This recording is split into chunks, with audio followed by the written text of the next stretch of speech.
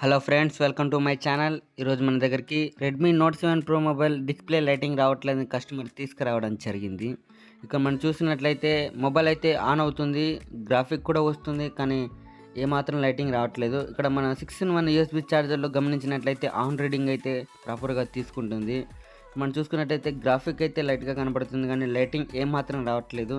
ఇప్పుడు మనము ఈ డిస్ప్లే కనెక్టర్ దగ్గరికి ఏ లైన్స్ అంటే లైటింగ్ సెక్షన్లో ఉన్న లైన్స్ ప్రాపర్గా వస్తున్నాయో రావట్లేదని చెక్ చేసుకోవడం జరిగింది. ఇందులో మన చెకింగ్ ప్రాసెస్లోనే ఇక్కడ మనకి యానోడ్ లైన్ ఏమాత్రం రావట్లేదు. ఇటుపక్క మన బోర్డును గమనించినట్లయితే ఇది మొత్తం వాటర్ డ్యామేజ్ అయ్యి చాలా ఫంగస్ క్రియేట్ అయిపోయింది. ఇక్కడ మనకి లైటింగ్ సెక్షన్ అంతా చాలా బర్న్ అయిపోయింది. ఈ బర్న్ అయ్యే ప్రాసెస్లో వచ్చేసి ఈ పవర్ ఐసీ కూడా మనకి బర్న్ అయిపోవడం జరిగింది. ఈ పవర్ ఐసీ కూడా మనం రీప్లేస్మెంట్ చేసిన తర్వాత మొబైల్ చెక్ చేయడం జరిగింది. ఆల్మోస్ట్ ఈ ప్రాసెస్ చాలా పెద్దగా ఉంది, అంటే వీడియోలో చూపించడం చాలా ఇబ్బందిగా ఉందని